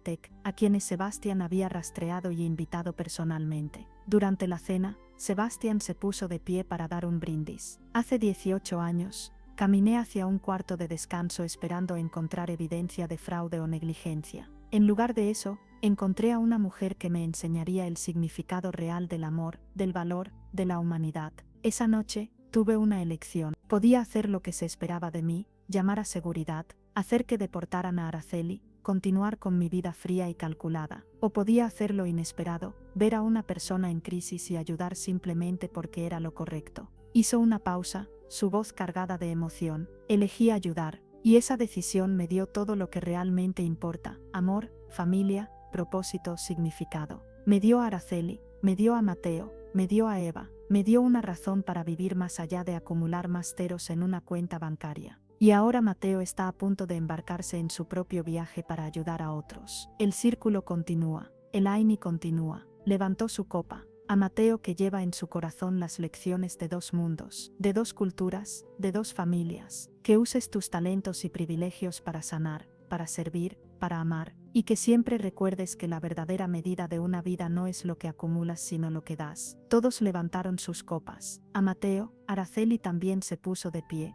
y a Sebastián, añadió con lágrimas en los ojos. El hombre que pudo haber sido un villano en mi historia, pero eligió ser un héroe, no porque me rescatara, sino porque tuvo la humildad de aprender, el valor de cambiar y el amor de ver más allá de las barreras que la sociedad construye entre las personas. Te amo, Sebastián van der Meer, ayer, hoy y siempre. Te amo, Araceli van der Meer, respondió Sebastián. Eres la mejor decisión que he tomado en mi vida. La noche terminó con música, con baile, con historias compartidas en español, inglés y holandés. Eva tocó el piano, una pieza que había compuesto ella misma titulada El AINI. Mateo bailó con su madre, luego con su padre, honrando a ambos. Patricia contó historias embarazosas de los primeros días, cuando Sebastián no sabía cómo cambiar un pañal y había llamado pánico a las 3 de la mañana, preguntando si era normal que los bebés hicieran ciertos ruidos. Todos rieron, incluso Sebastián, quien había aprendido a reírse de sí mismo a lo largo de los años. Cuando los invitados finalmente se fueron y la familia estaba sola, se sentaron juntos en la sala. Mateo entre sus padres, Eva acurrucada contra Araceli. ¿Saben lo que es más increíble de nuestra historia?, preguntó Mateo pensativamente. ¿Qué?, preguntó Sebastián. Que casi no sucede. Si hubieras llegado 5 minutos más tarde esa noche, mamá probablemente habría terminado de alimentarme y habría salido del cuarto de descanso. Si hubieras decidido no bajar a inspeccionar, si hubieras llamado a seguridad en lugar de hablar con ella. Hay tantos pequeños momentos donde todo podría haber ido diferente. Es verdad, admitió Araceli. A veces me despierto, y todavía no puedo creer que esto sea real. Que pasé de dormir en un sótano con 7 personas, trabajando hasta el agotamiento, aterrorizada cada día, a esto, a tener una familia que me ama, un hogar hermoso, una educación, un propósito. Se siente como un sueño. No es un sueño, dijo Sebastián firmemente. Es la vida que mereces. Es la vida que siempre mereciste. Yo solo tuve la suerte de ser el instrumento que ayudó a que se manifestara. Pero tú hiciste el trabajo real, tú estudiaste, tú creciste, tú sanaste, tú construiste la fundación, tú criaste a estos niños maravillosos. Yo solo proporcioné recursos, tú proporcionaste la visión, el corazón, el alma. Eva, que había estado escuchando en silencio, habló con la sabiduría inesperada de una adolescente. Creo que ambos están equivocados. No se trata de quién salvó a quién o quién hizo más. Se trata de que se eligieron mutuamente. Cada día, en cada decisión pequeña, se siguen eligiendo. Eso es lo que hace que el amor sea real. No es un cuento de hadas donde todo es perfecto. Es trabajo, es elección, es compromiso. Y ustedes dos nos mostraron cómo se ve eso. Sebastián y Araceli miraron a su hija con asombro. ¿Cuándo te volviste tan sabia?, preguntó Araceli. Aprendí de los mejores, respondió Eva con una sonrisa. El día que Mateo partió hacia Bolivia, toda la familia fue al aeropuerto. Sebastián había ofrecido enviar un jet privado, pero Mateo había insistido en volar comercial. Necesito recordar cómo vive el resto del mundo, había dicho. Necesito mantener los pies en la tierra. En el aeropuerto, Sebastián abrazó a Mateo largo y fuerte. Te voy a extrañar cada día, susurró. Pero estoy tan orgulloso de ti. Vas a hacer una diferencia real en el mundo. Aprendí de ti, papá, respondió Mateo. Me mostraste que tener privilegio viene con responsabilidad, que aquellos que tienen más deben dar más. Voy a vivir esa lección. Araceli fue la última en abrazar a Mateo. Lloró abiertamente, sin vergüenza. Mi bebé, sollozó. Mi pequeño Mateo que cargué en mis brazos mientras limpiaba oficinas, que mecí mientras cantaba canciones en quechua, que creció para ser este hombre extraordinario. Tu mamá Daniela estaría tan orgullosa, donde quiera que esté su espíritu. Sé que está sonriendo. Ella está en mí, dijo Mateo, tocando su corazón. Y tú estás en mí, y papá está en mí. Llevo a toda mi familia conmigo, a todas mis culturas, todas mis historias, y voy a usar todo eso para ayudar a otros. Cuando Mateo finalmente pasó por seguridad y desapareció entre la multitud, Sebastián puso su brazo alrededor de Araceli. Va a estar bien, dijo. Es fuerte, lo criamos bien,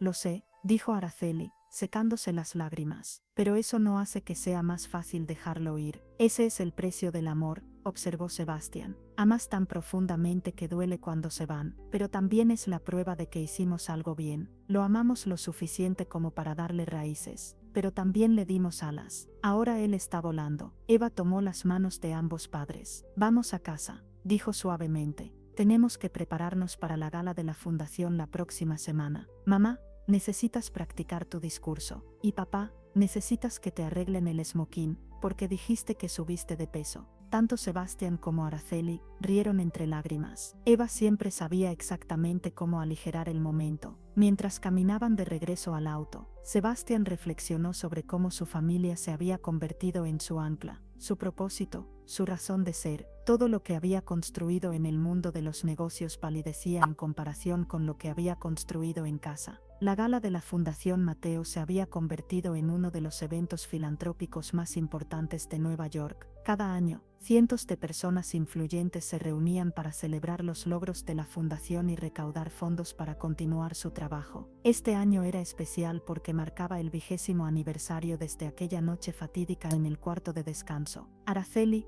ahora una respetada líder en el mundo de las organizaciones sin fines de lucro con un doctorado en trabajo social de Columbia, subiría al escenario para dar el discurso principal. Había sido entrevistada por el New York Times, por CNN, por revistas internacionales. Su historia había inspirado libros, documentales, incluso había rumores de una película biográfica. Pero a pesar de toda la atención mediática, Araceli había mantenido su humildad, su conexión con sus raíces, su compromiso genuino con ayudar a otros. La noche de la gala, Sebastián observaba a su esposa prepararse. Ella se estaba poniendo un vestido elegante diseñado por un artista boliviano, una mezcla hermosa de alta costura y textiles tradicionales andinos. Llevaba joyas hechas a mano por artesanas de El Alto, mujeres a quienes la fundación había ayudado a establecer cooperativas exitosas. Estás hermosa, dijo Sebastián, viniendo por detrás y besando su cuello. Todavía me pones nervioso después de todos estos años, admitió Araceli,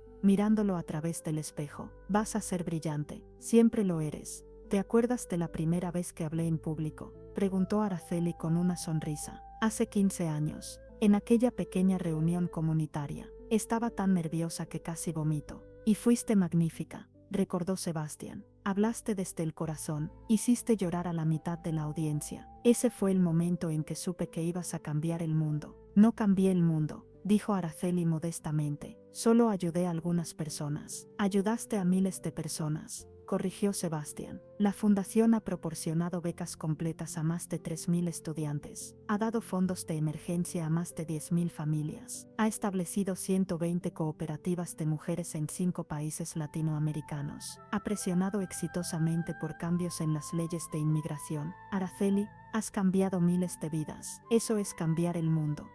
En la gala, el salón de baile del Plaza Hotel estaba repleto. Había celebridades, políticos, empresarios, académicos, y lo más importante, había docenas de personas cuyas vidas habían sido tocadas directamente por la fundación. Cuando Araceli subió al escenario, la ovación fue ensordecedora. Esperó a que el aplauso se calmara, sus ojos escaneando la audiencia, hasta encontrar a Sebastián en la primera fila, a Eva a su lado, Patricia, a Margaret, a todos los familiares que habían sido parte de este increíble viaje. Buenas noches, comenzó, su voz clara y fuerte. Hace 20 años, yo era una mujer invisible. Limpiaba oficinas en este mismo distrito de Manhattan. Trabajaba 14 horas al día, pero apenas ganaba suficiente para sobrevivir. No tenía papeles, no tenía derechos, no tenía voz. Era el tipo de persona que la gente como ustedes, personas exitosas y poderosas, probablemente pasaban cada día sin siquiera notar. Y entonces una noche,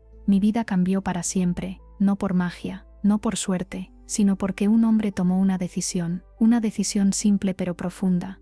Verme, realmente verme, ver mi humanidad en lugar de solo mi situación, ver mi amor por un bebé en lugar de solo mi violación de las políticas de la empresa. Hizo una pausa, dejando que sus palabras se asentaran. Esa noche, Sebastián Vandermeer pudo haberme deportado, pudo haberme arrestado, pudo haber llamado a servicios sociales y hacer que me quitaran al bebé, habría sido completamente legal, completamente justificado según las reglas del sistema. Pero él eligió algo diferente. Eligió la compasión sobre el protocolo, eligió la humanidad sobre las reglas. Y esa elección cambió no solo mi vida, sino miles de vidas más. En la primera fila, Sebastián sentía lágrimas corriendo por sus mejillas, algo que habría sido impensable para el hombre que era hace 20 años. Pero esta historia no es sobre un billonario salvador que rescata a una pobre inmigrante, continuó Araceli con firmeza. Esa narrativa es condescendiente y falsa. Esta historia es sobre reconocimiento mutuo. Sebastián me vio como un ser humano completo y complejo, y yo vi en él algo que él había olvidado sobre sí mismo,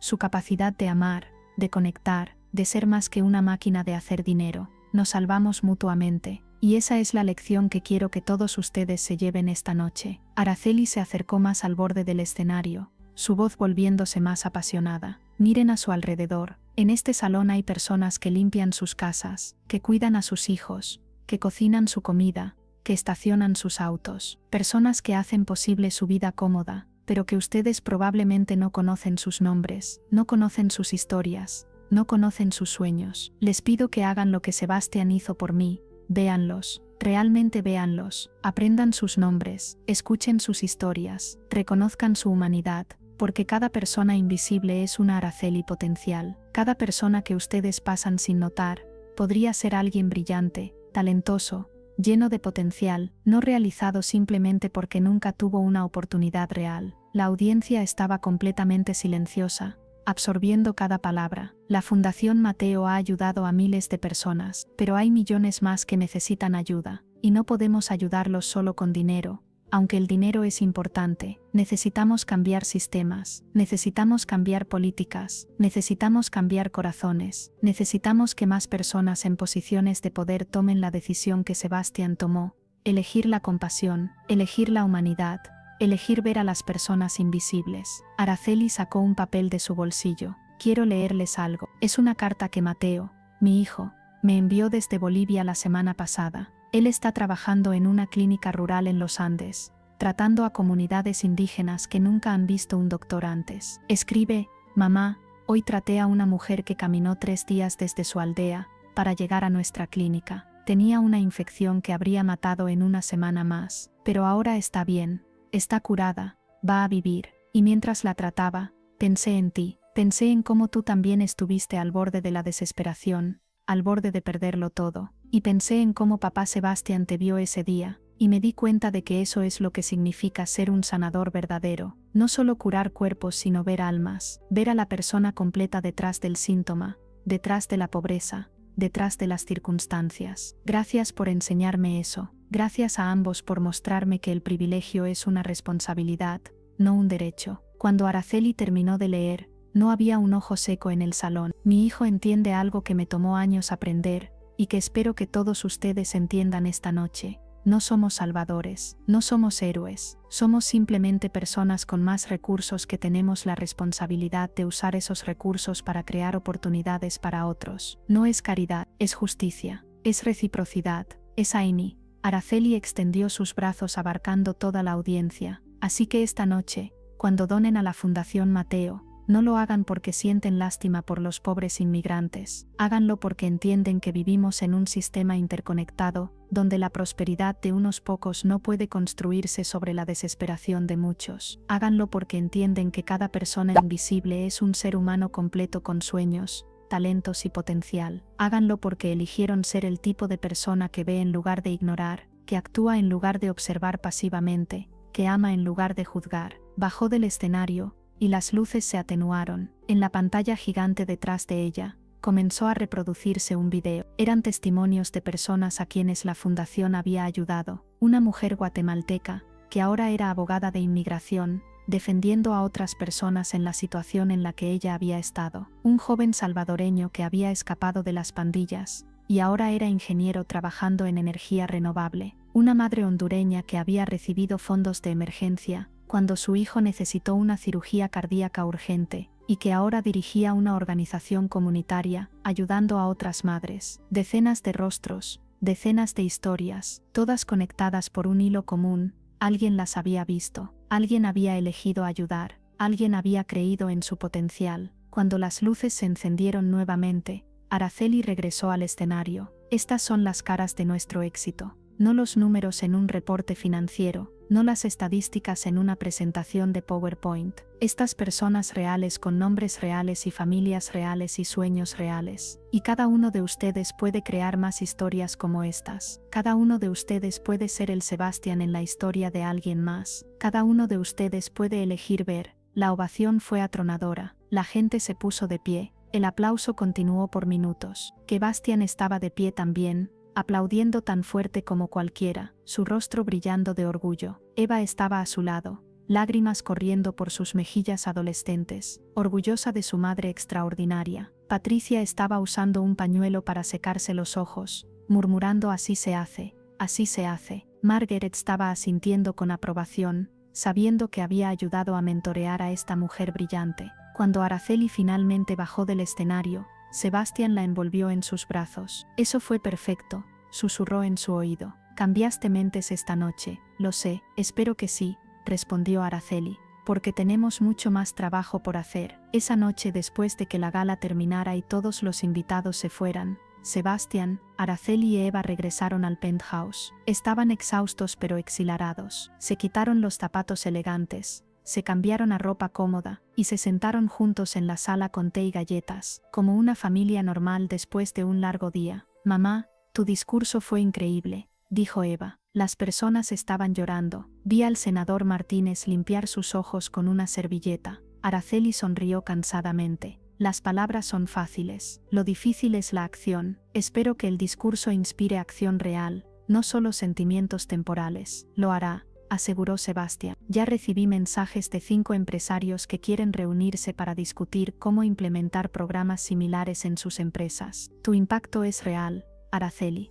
Nuestro impacto, corrigió ella. Esto es trabajo de ambos, siempre lo ha sido. Eva los observaba a ambos con una expresión pensativa. ¿Puedo preguntarles algo? Por supuesto, cariño, dijo Araceli. Cuando yo sea grande, cuando tenga que elegir mi camino, ¿cómo sabré cuál es el correcto? Ustedes dos han hecho tanto bien en el mundo. ¿Cómo puedo estar a la altura? Sebastián y Araceli intercambiaron miradas. Sebastián fue quien habló primero. Eva, no tienes que estar a la altura de nada. No tienes que salvar al mundo. Lo único que tienes que hacer es prestar atención, observar donde hay necesidad, escuchar cuando alguien está en dolor, y cuando veas una oportunidad de ayudar, cuando tengas la capacidad de hacer una diferencia, hazlo. Eso es todo. No tiene que ser grandioso. No tiene que estar en las noticias, solo tiene que ser genuino. Tu padre tiene razón, añadió Araceli. Yo no empecé queriendo cambiar el mundo, solo quería salvar a un bebé, solo quería sobrevivir otro día. Pero esas pequeñas acciones, repetidas consistentemente, eventualmente se convierten en algo más grande. Así que no te presiones por hacer algo monumentales, solo sé fiel a tus valores. Trata a todas las personas con dignidad, usa tus privilegios conscientemente. Y el resto se cuidará solo.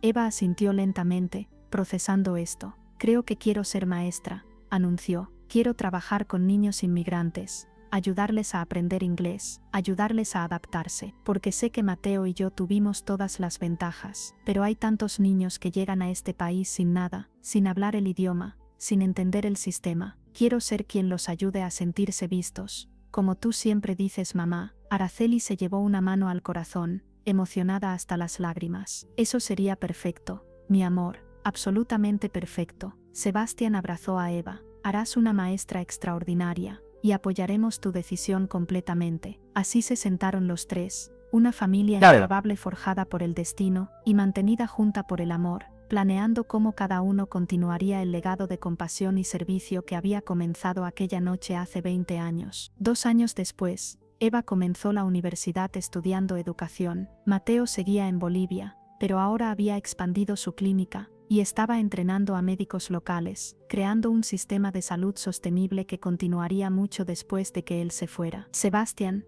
ahora en sus 52 años, había comenzado a dar pasos para retirarse de la gestión diaria de Vandermeer Tech, dejando la empresa en manos de un equipo de líderes éticos que compartían su visión. Araceli continuaba dirigiendo la fundación con pasión incansable. Una tarde, Sebastian recibió una llamada inesperada. Era de un reportero del New York Times, que estaba escribiendo una retrospectiva de 20 años sobre historias de transformación empresarial. Querían entrevistar a Sebastian sobre cómo había pasado de ser conocido como uno de los CEOs más despiadados a uno de los más compasivos. El cambio no fue en los negocios, explicó Sebastian durante la entrevista. El cambio fue en mí. Durante años operé bajo la creencia de que el propósito de una empresa era maximizar ganancias.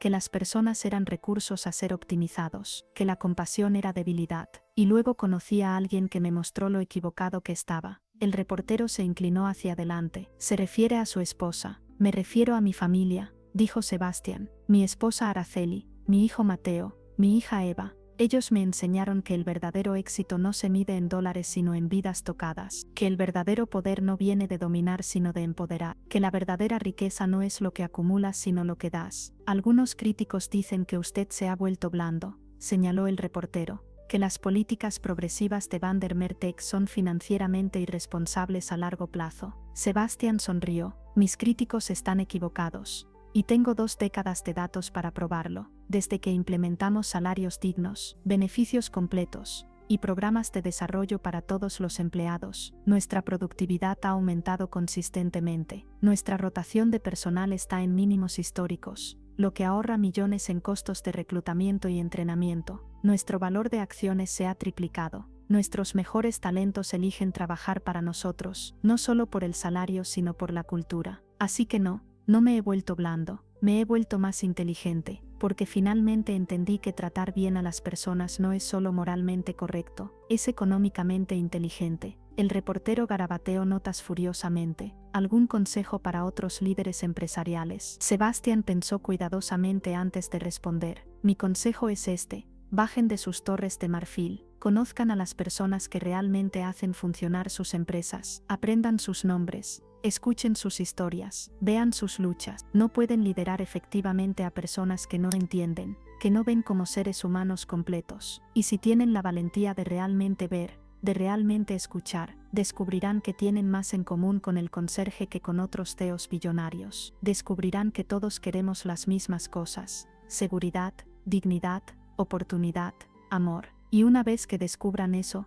sus decisiones empresariales se volverán mucho más claras. Cuando el artículo fue publicado 2 semanas después, se volvió viral. Fue compartido millones de veces en redes sociales. Otros CEOs comenzaron a contactar a Sebastian pidiendo consejos sobre cómo implementar cambios similares en sus empresas. Escuelas de negocios comenzaron a usar a Vandermeer Tech como caso de estudio de liderazgo ético. El péndulo estaba comenzando a cambiar en el mundo corporativo, lejos del capitalismo despiadado hacia algo más humano, más sostenible. Araceli observaba todo esto con satisfacción tranquila. Estás comenzando una revolución, le dijo a Sebastian una noche. No es mi revolución, respondió Sebastian. Es nuestra revolución, y no empezó en una sala de juntas. Empezó en un cuarto de descanso con una mujer desesperada y un bebé enfermo. Empezó con un momento de compasión. Eso es lo que nadie entiende. Los grandes cambios no vienen de arriba hacia abajo, vienen de conexiones humanas reales, de ver la humanidad en los demás, de elegir el amor sobre el miedo. ¿Quién hubiera pensado que un empresario holandés tan frío podría volverse tan filosófico? Bromeó Araceli. Aprendí de la mejor,